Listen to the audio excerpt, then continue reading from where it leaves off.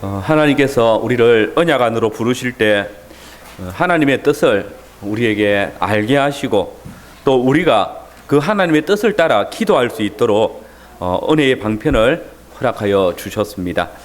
여기서 우리가 기도할 때 하나님의 뜻을 따라 기도한다는 것은 하나님께서 우리가 마땅히 구할 바를 미리 알게 해주신다는 사실을 전제하고 있습니다.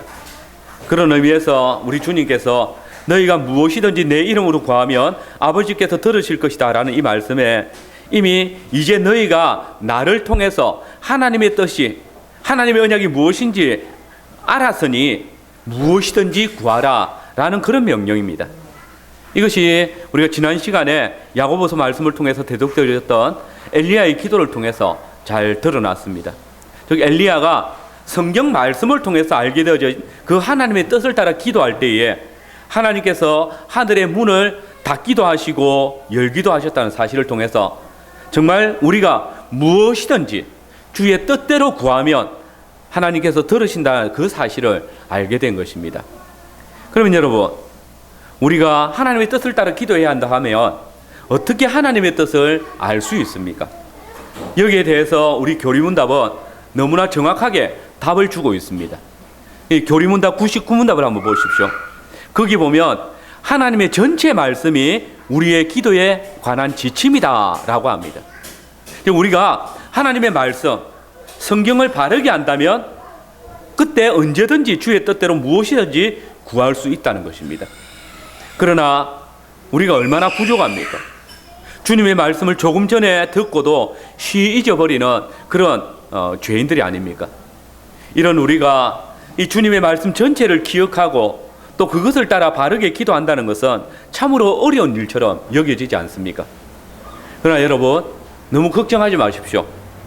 우리의 연약함을 친히 체휼하신 그리스도께서 우리의 연약함을 아시고 우리가 하나님의 뜻을 따라 기도할 수 있는 아주 특별한 지침을 또한 주셨습니다. 그것이 바로 우리 대부분이 신앙생활을 할 때에 가장 먼저 암송하게 되는 하나님의 말씀, 곧 주님께서 가르쳐 주신 기도문입니다. 여러분, 이 기도문을 가르쳐 주신 분이 누구이십니까? 예수님이십니다. 예수님은 누구십니까? 하나님의 말씀이 육신을 입으시고 이 세상에 오신 분이십니다. 그 예수님께서 당신의 제자들에게 기도를 가르쳐 주셨습니다. 이 말은, 이 기도문은 말씀이 육신이 되신 우리 주 예수 그리스도께서 하나님의 뜻을 따라 구할 수 있는 가장 완전한 강구를 가르쳐 주셨다는 것입니다. 말씀이 육신이 되신 분이 가르쳐 주셨기 때문에 그 기도 안에는 우리가 하나님의 뜻을 따라 구할 수 있는 모든 것이 잘 요약되어져 있다라는 것입니다. 그러므로 이 기도문을 바르게 이해하고 무엇이든지 구할 때 주님은 우리의 모든 기도에 응답하실 것입니다. 그런 의미에서 물론 앞으로 살피면서 더 많이 알게 되겠지만은 이 주님께서 가르쳐 주신 기도문은 바로 예수 그리스도를 통해서 성취하실 하나님의 나라와 또 그 나라에 들어가는 성도의 구속에 관한 기도이기도 합니다. 그렇기 때문에 이 기도문은 하나님의 뜻을 구해야 하는 성도의 기도에 가장 중요한 그리고 기본적인 지침이 된다 하겠습니다. 오늘 저는 오늘부터 교리문답 순서를 따라서 주님이 가르쳐 주신 기도문, 곧 보통 주기도문이라고 하는 이 기도문을 살피면서 오늘은 우리의 기도의 대상이신 하늘에 계신 우리 아버지에 관한 부분을 살피도록 하겠습니다. 오늘 설교의 주제는 언약에 신실하신 하나님께서 높은 하늘에서 우리의 기도를 들으신다라는 것입니다. 우리는 먼저 언약에 신실하신 아버지께 우리가 기도한다는 사실을 기억해야 합니다. 서론에서 우리는 주님이 가르쳐 주신 이 기도문이 하나님의 뜻대로 구하는 가장 좋은 기도의 지침이다라고 했습니다. 그 이유는 이 기도문을 가르쳐 주신 분이 바로 하나님의 말씀이 육신이 되신 예수님이시기 때문입니다. 그런데 여기에는 아주 중요한 사실이 한 가지 포함되어져 있습니다. 그것은 우리의 기도를 들으시는 분이 언약에 신실하신 하나님이시라는 사실입니다. 그리고 더불어 우리의 기도를 들으시는 분은 친히 당신의 독생하신 아들을 주시기까지 우리를 사랑하시는 아버지시기에 우리가 주의 뜻을 따라 구하는 모든 것은 반드시 응답하실 것이라는 분명한 확신을 우리에게 주고 있습니다. 여러분, 우리의 기도를 들으시는 분은 오직 하나님 한 분이십니다. 그런데 그 하나님은 사람이 만든 신이나 또는 사람이 신이라고 부르는 그런 사물이나 피조물이 아닙니다. 그분은 천지의 창조주이시며 또한 우리를 구속하신 예수 그리스도의 아버지시고 또한 그리스도 안에서 우리의 아버지가 되어주시는 전능하신 하나님이십니다. 놀라운 것은 우리가 하늘의 하나님께 하늘에 계신 우리 아버지여라고 부를 수 있게 된 것입니다. 여러분, 우리가 어떻게 예수님의 아버지를 우리의 아버지라고 부를 수 있게 되었습니까? 그것은 우리가 그렇게 부를 자격이 있었으나 또는 우리가 그렇게 부르면 되기 때문이 아닙니다.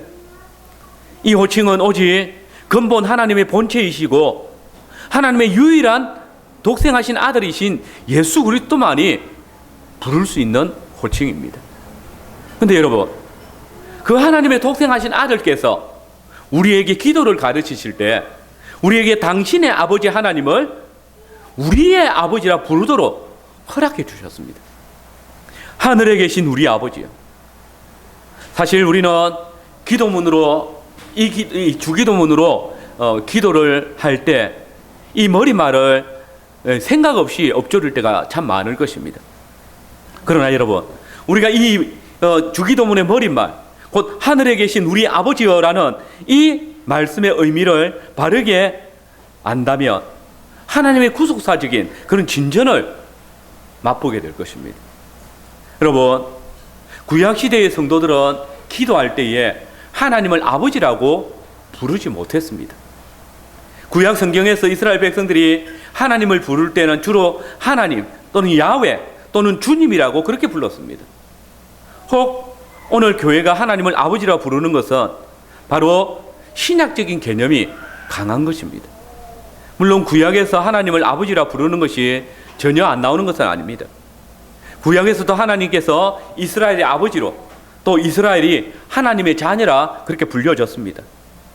우리가 함께 읽었던 신명기 32장의 말씀을 보면 공덕이 완전하고 그 모든 길이 공평하며 진실무망하신 하나님께서 이스라엘의 죄악되고 패역한 삶을 인해서 저들은 하나님의 자녀가 아니라 사곡한 자들이다라고 말씀하십니다.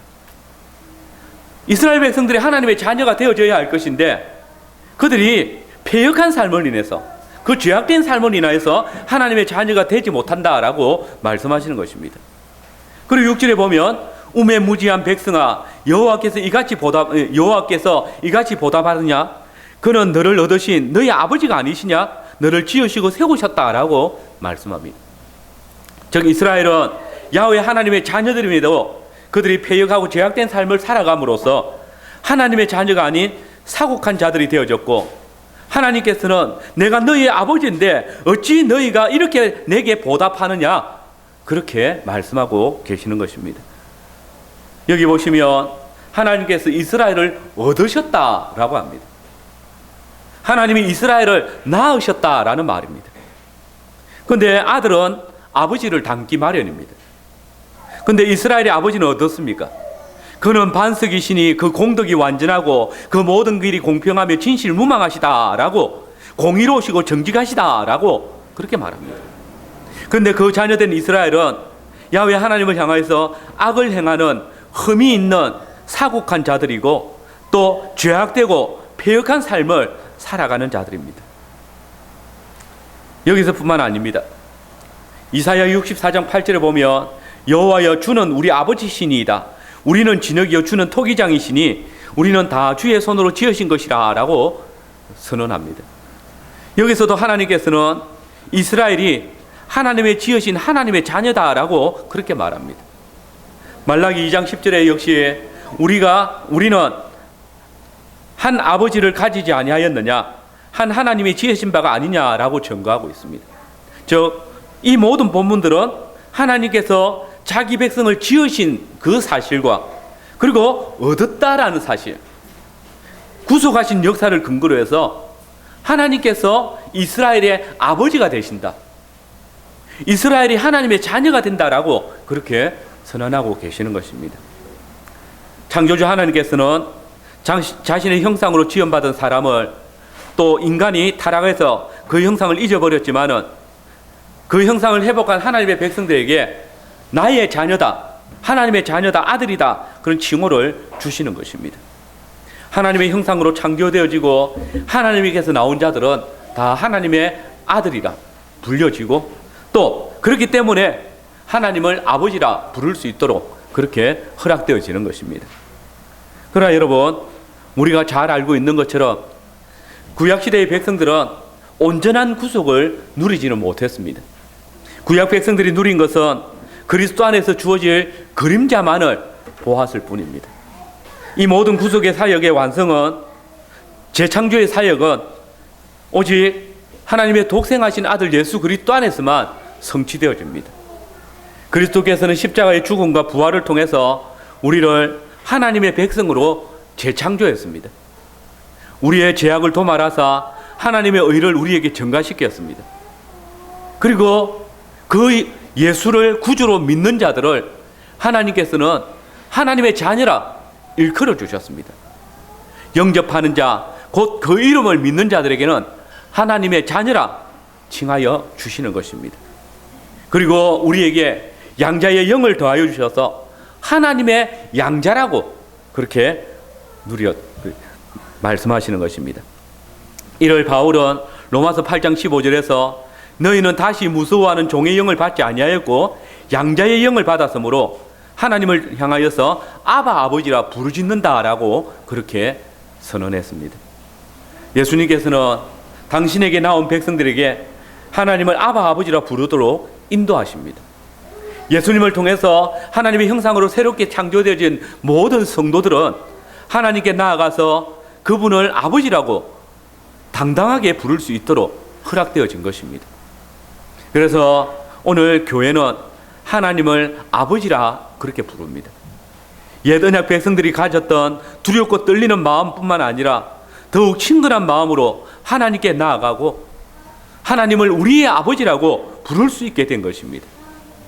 그래서 오늘 함께 읽은 소개의 문답, 백문답을 보면 자녀가 아버지께 나아가는 것처럼 우리를 도울 수 있고 또 기꺼이 도우려고 하시는 하나님께 거룩한 경외와 확신을 가지고 나아가야 한다라고 그렇게 고백하는 것입니다. 여러분, 우리의 기도를 들어주시는 분은 언약에 신실하신 하나님이십니다. 그분은 친히 그리스도 안에서 우리를 당신의 자녀로 삼아주셨습니다. 우리가 하나님이신 그분을 향한 경외심을 잃지 않고 또 우리 주 예수 그리스도를 통하여서 우리의 아버지가 되심, 우리가 그분의 양자됨을 기억하며 친근한 마음으로 주님께 나아갈 때에 주님은 우리를 도우실 수 있으시고 또 기꺼이 우리의 기도에 응답하며 도와주시는 분이신 것입니다. 그분은 항상 자기 택하신 자녀들 곁에서 그 자녀들의 필요를 챙겨주시고 살피시고 언제라도 그 자녀가 간구할 때에 응답하여 주시는 자비로우신 우리의 아버지이십니다. 여러분, 어느 아비가 자녀를 부인할 수 있겠습니까? 어느 아비가 자녀의 필요에 모른 척할 수 있겠습니까? 어느 아버지가 자녀의 진실한 간구에 엉뚱한 것을 주겠습니까? 너희 중에 아비 된 자 누가 아들이 생선을 달라 하면 생선 대신에 뱀을 주며 알을 달라 하면 정갈을 주겠느냐? 너희가 악할지라도 좋은 것을 자식에게 줄 줄 알거든 하물며 너희 천부께서 구하는 자에게 성령을 주시지 않겠느냐? 진실로 하나님께서 우리의 아버지가 되심을 인하여서 담대히 하나님께 나아갑시다. 아버지께 나아감에 있어서 자녀가 두려워하거나 부끄러워할 이유는 전혀 없습니다. 우리가 이 사실을 기억하고 모든 간구와 또 믿음의 소망을 가지고 담대하게 우리의 아버지가 되신 하나님께 기도의 무릎을 꿇고 또 언약에 신실하신 그 하나님의 약속을 의뢰하며 하나님께서 우리에게 은혜의 방편으로 허락하신 기도를 주님께서 우리에게 약속하시고 계시는 바를 풍성히 누리는 도구로 사용할 수 있기를 바랍니다. 두 번째로 우리의 기도를 들으시는 분은 하늘에 계신 아버지 하나님이십니다.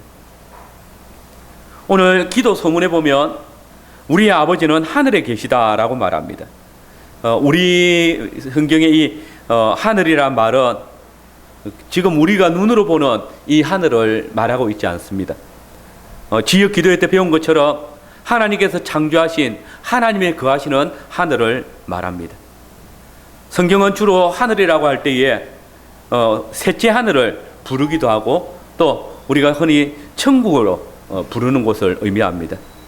이사야 66장 1절에 보면 여호와께서 이같이 말씀하시되 하늘은 나의 보좌요 땅은 나의 발등상이니 너희가 나를 위하여 무슨 집을 지을고 나의 안식할 처소가 어디랴.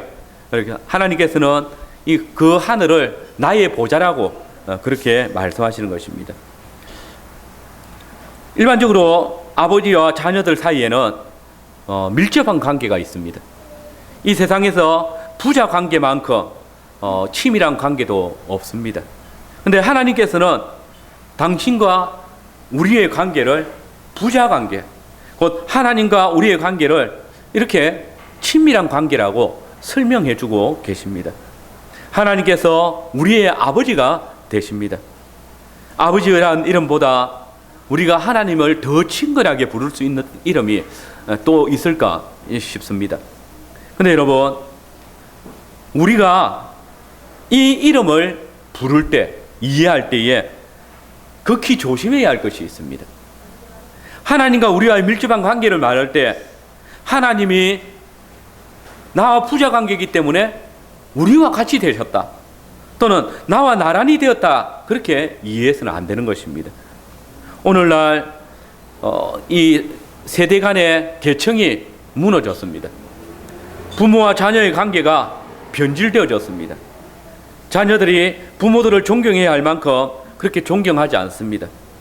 아버지의 권위가 요즘 너무 자주 자녀들에 의해서 부인되고 또 파괴되어집니다. 그러나 여러분, 아버지는 사랑을 의미할 뿐만 아니라 권위를 의미하기도 합니다.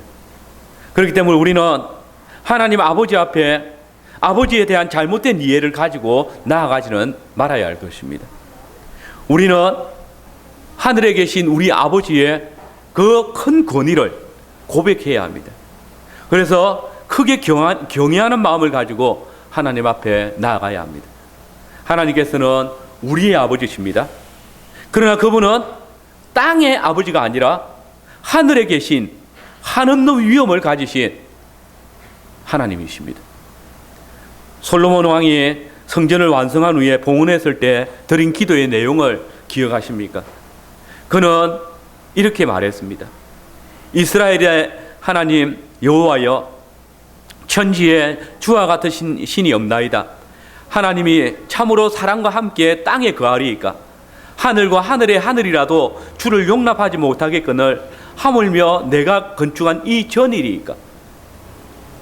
이사야 선지자는 이상 중에 높게 들린 보좌에 앉아 계시고 그의 옷자락이 온 성전에 가득한 하나님의 높은 위엄을 보았습니다. 거기 서랍들이 모여 있는데 이 서랍들도 하나님 앞에 6날개를 가지런히 모으고 2날개는 그 얼굴을 가리고 2날개는 그 발을 가리고 남은 날개로 날면서 거룩하다 거룩하다 거룩하다 만군의 여호와여, 그 영광이 온 땅에 충만하다, 그렇게 찬송하는 것을 보았습니다. 선지자가 이 위엄찬 하나님의 영광을 보았을 때 그는 화로 다 나여 망하게 되었다라고 그렇게 부르짖을 수밖에 없습니다.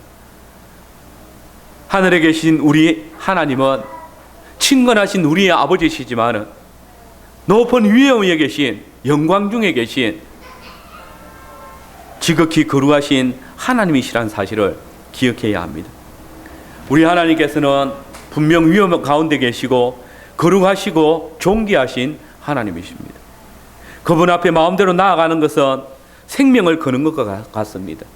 마치 고대 바사 왕국의 아수르 왕의 왕후인 에스더라도 왕의 부름이 없다면 죽으면 죽으리라는 그 각오로 나아가야 하는 것처럼 지극히 높으신 하나님 앞에 나아가는 것은 우리의 생명을 걸고 나아가는 것과 같은 것입니다. 여러분, 오늘날 대통령이나 또 국가 원수를 만나는 것이 우리 아무 때나 우리가 원하는 때에 되는 것이 아닙니다. 하물며 전능하신 하늘에 계신 하나님께 원수같이 행하며 하나님을 멀리 떠나 있던 저와 여러분들이 거룩하시고 존귀하신 그 하늘의 하나님께 마음대로 나아갈 수 있겠습니까? 여러분, 이 모든 것이 저와 여러분들에게 무엇을 가르치고 있습니까? 우리 아버지는 하늘과 땅에서 가장 존엄하신 분이시라는 사실입니다. 그는 가까이 할 수 없는 빛 가운데 거하십니다. 이것을 잊어버리지 않게 예수님께서는 그 하나님을 하늘에 계신 아버지라고 우리에게 가르쳐 주셨습니다. 그러므로 우리는 언제나 하나님께 나아갈 때에 그분의 위엄에 대해서 경외하는 마음을 가지고 하늘에 계신 아버지시여라고 불러야 할 것입니다. 하늘에 계신 우리 아버지여. 이 말은 또한 그의 능력과 지혜와 영광에 있어서 만물보다 크게 뛰어나신 것을 우리에게 고백하게 하는 것입니다. 여러분, 하나님은 우주를 다스리시되 모든 것을 그의 뜻을 위하여 선을 위해서 다스리시는 전능하신 하나님이십니다. 그의 자녀들이 위험한 곳에 이르러 피할 곳이 없을 때에 그분은 하늘에서 그의 천사를 보내십니다. 그와 그의 자녀들을 데리고 가시는 것이 최선이라고 생각되어졌을 때에 하나님께서는 그 자녀들의 생명을 취하셔서 아버지의 영원한 집으로 데려가십니다. 생명을 주관하시는 분이 하나님이신 것입니다. 이렇게 우리의 아버지 하나님께서는 이 모든 일에 그의 위엄과 지혜와 능력 속에 역사하시며 또 위엄과 존귀가 가득하신 하나님이신 것입니다. 그러나 여러분, 여기서 이 하늘이라는 말을 단지 장소를 가리키는 것으로 이해해서는 안 됩니다. 이것은 하나님께서 우리가 가까이 할 수 없을 만큼 하늘에 멀리 계시다는 것을 의미하지 않기 때문입니다. 여러분, 하나님께서는 사실 우리의 고백대로 무소부재 어디든지 계십니다. 그분은 하늘에 계십니다. 또한 땅에도 계십니다. 바울 사도는 아덴 사람들에게 그는 우리 각 사람에게 멀리 떠나 계시지 아니하도다. 우리가 그를 힘입어 살며 기동하며 있느니라 라고 했습니다. 모든 사람들과 함께 거하며 또 그 하나님으로 인하여서 사람이 기동한다라는 말입니다. 다윗도 내가 하늘에 올라갈지라도 거기 계시고 엄부의 자리를 펼지라도 거기 계시나이다라고 했습니다. 그렇습니다. 하나님께서는 어디든지 계십니다. 우리가 어디서라도 기도하더라도 우리의 기도를 들어주십니다. 요나가 물고기 배 속에서 기도할 때에 하나님께서는 그 엄부에서 기도하는 요나의 기도를 들어주셨습니다. 골방에서, 사무실에서, 어디에서 기도하든지 하나님께서는 우리의 기도에 응답하십니다.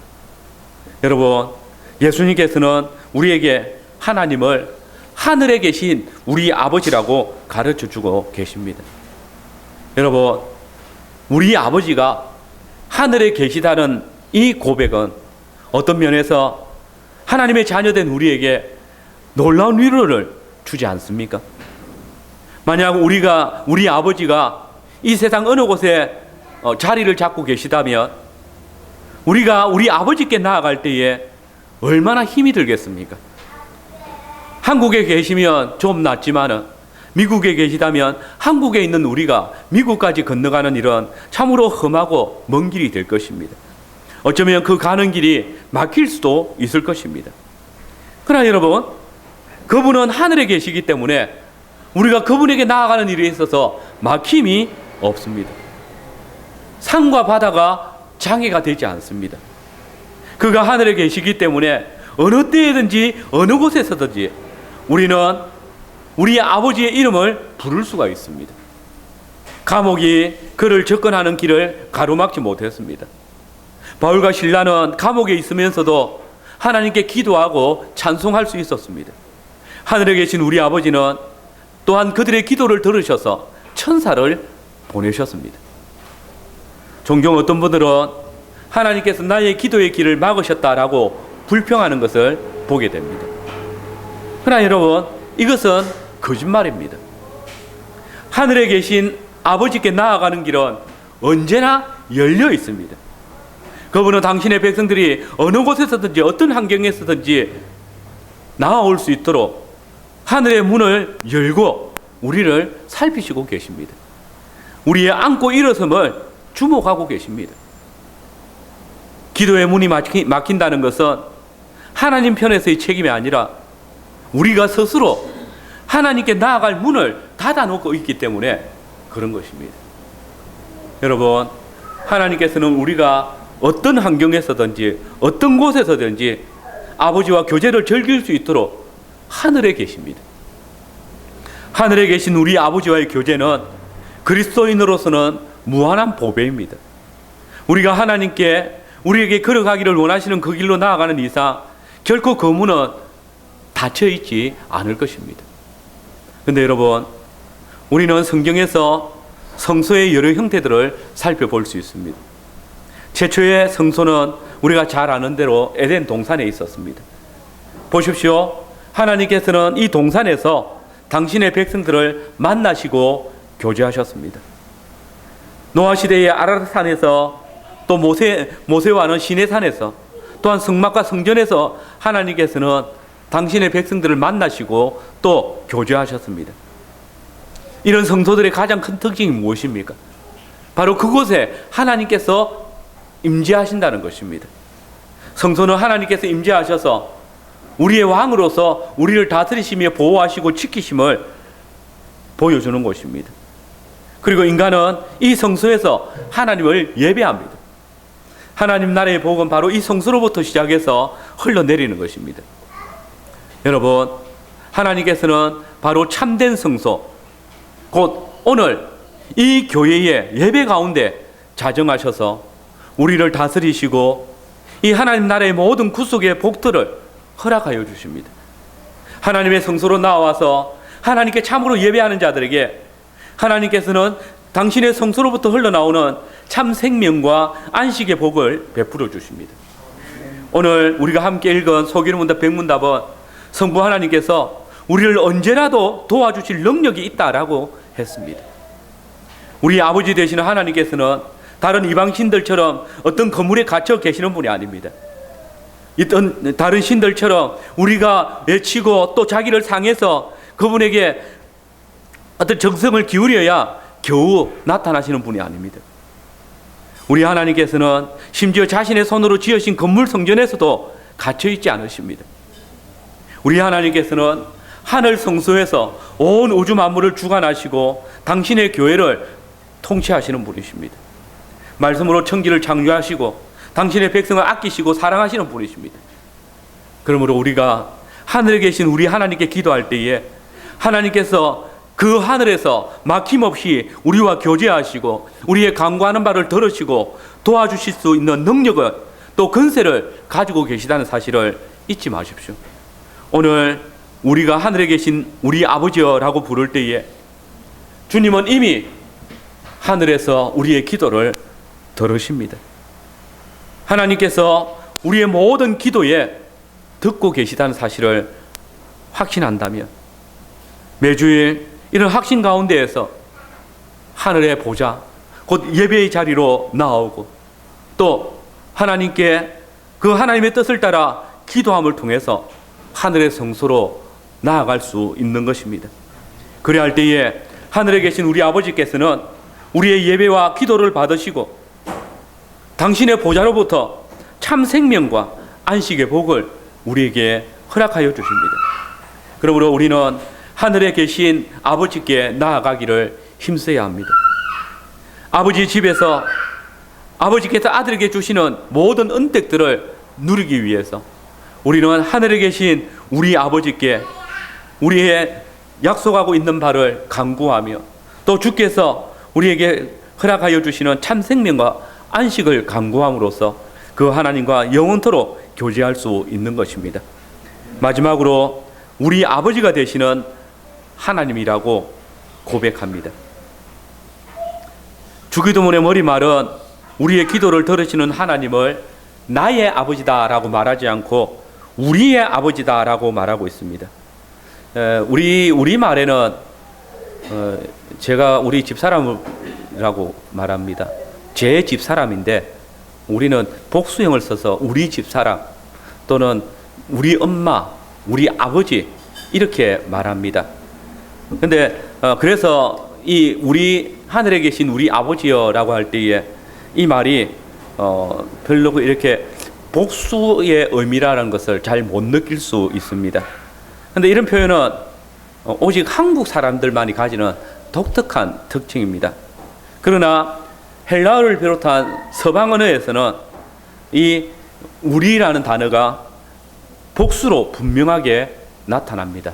물론 우리도 우리라는 단어가 복수라는 것을 알고 있지만, 그러나 우리가 일상 속에서 이 우리라는 단어를 복수보다는 그냥 단수처럼 사용할 때가 많기 때문에 우리가 이 구분을 필요로 합니다.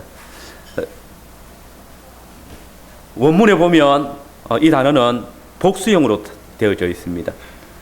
하늘에 계신 우리 아버지여 라고 말합니다.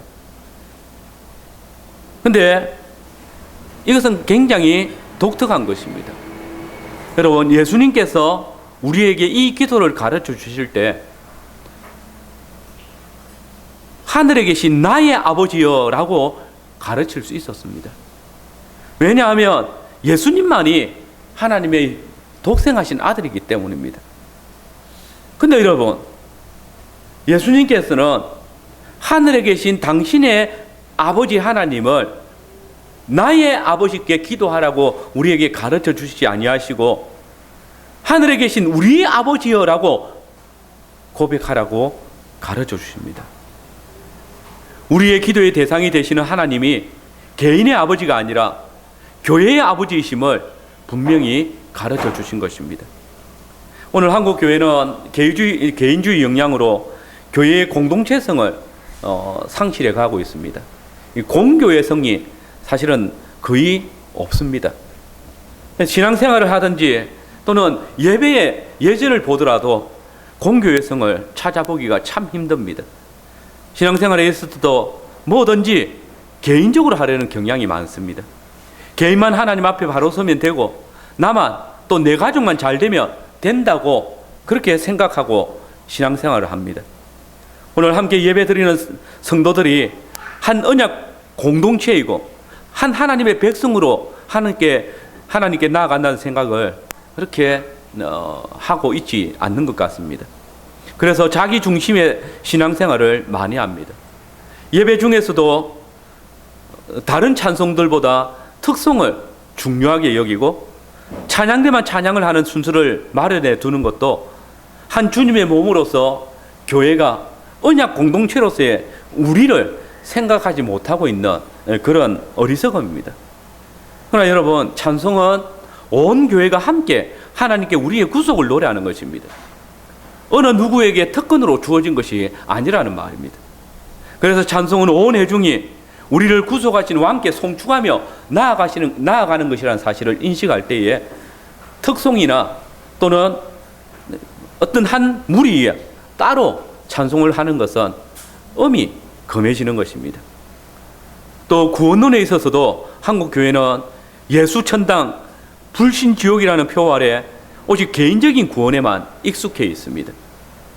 교회를 섬기지 않아도 예수만 믿으면 천국에 간다라고 생각합니다.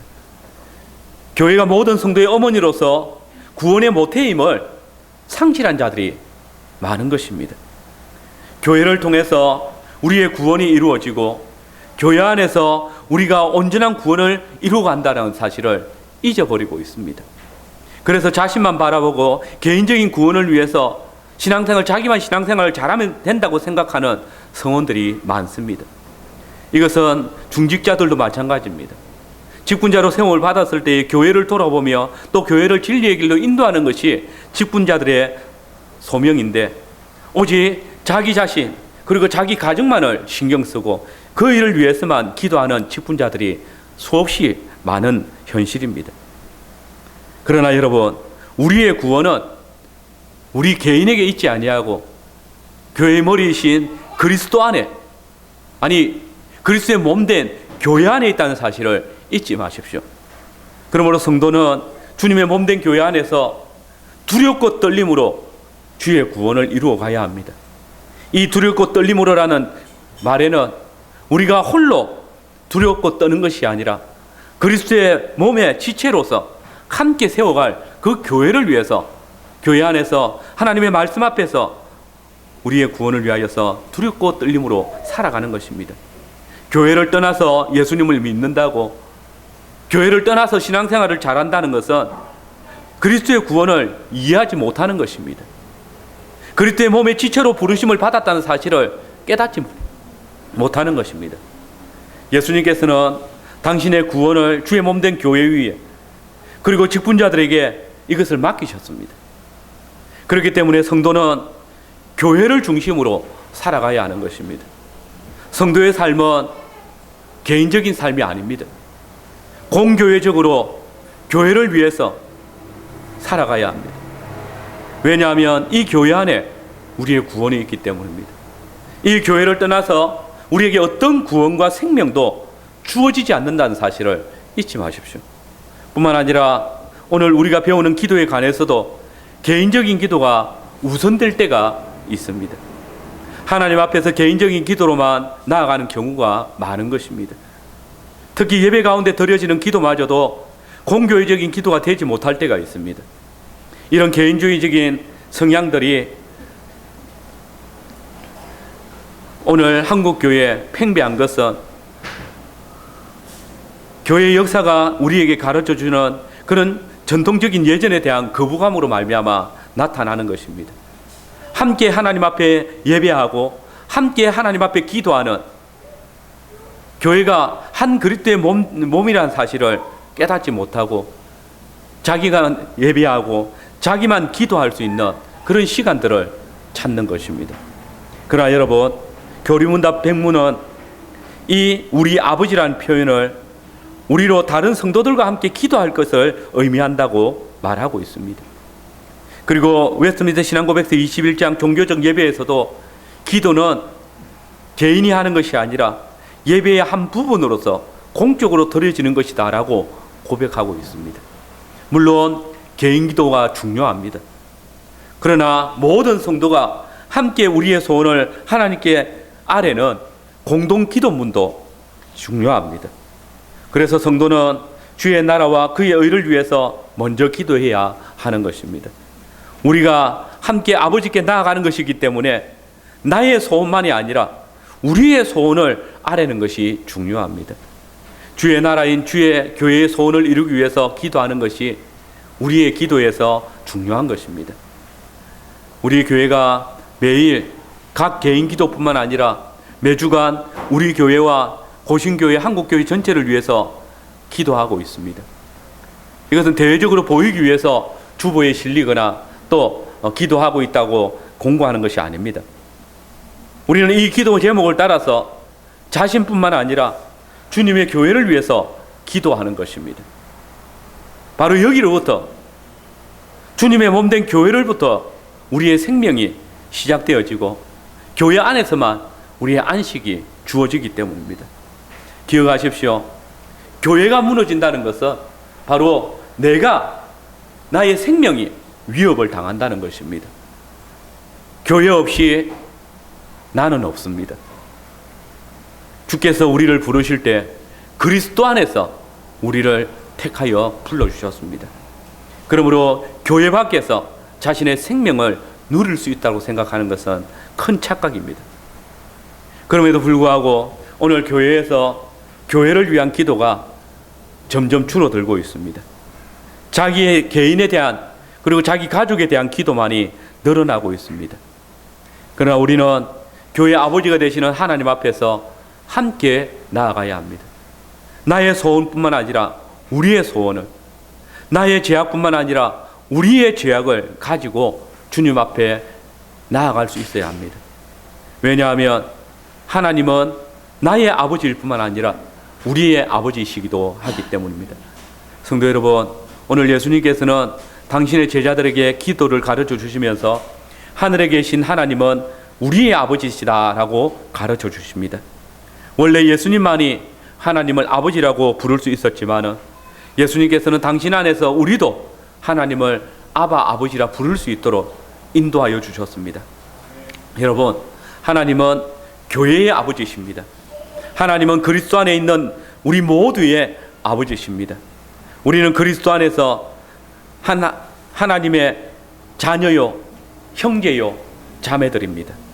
한 아버지를 두고 살아가는 새 언약 가족인 것입니다. 그러므로 우리는 한 아버지 앞에 함께 나아가야만 합니다. 아버지 집에 한 자매와 형제로서 같은 마음을 품고 같은 사랑을 가지고 살아가야 합니다. 교회를 떠나서 나 자신이 없음을 기억하고 한 가족된 형제 자매를 돌아보아야 합니다. 그래서 우리 아버지 되시는 하나님 앞에 거룩하고 흠이 없는 한 교회로 세워져 가야 하는 것입니다. 사랑하는 성도 여러분, 무엇보다 우리는 우리의 아버지가 하늘에 계심을 기억하고 하늘에 오르는 일에 힘써야 합니다. 그리스도 안에서 하늘의 보좌로 나아갈 때에 우리는 우리의 형제 자매된 자들을 돌아보며 함께 하늘에 나아가기를 기도해야 합니다. 그래서 우리가 그리스도 안에서 한 아버지를 모시고 사는 자들임을 드러내어야 합니다. 그래야 할 때에 우리의 아버지 되시는 하나님께서는 우리의 기도를 들으시고 당신의 보좌로부터 흘러나오는 참 생명과 안식을 우리에게, 교회에게 허락하시는 것입니다. 그러므로 우리 교회는 날마다 기도를 통해서 우리의 아버지 되시는 하나님께 나아가기를 힘쓰고 한 언약 공동체로서 서로 돌아보아서 아버지의 백성으로서 하늘에 올라가야 하겠습니다. 그래서 한 상에 둘러 모아 아버지께서 베풀어 주시는 영원한 생명의 상에서 한 하나님의 백성으로 먹고 마시며 또 우리가 하나님께서 우리에게 허락하신 영원한 생명을 누려야 할 것입니다.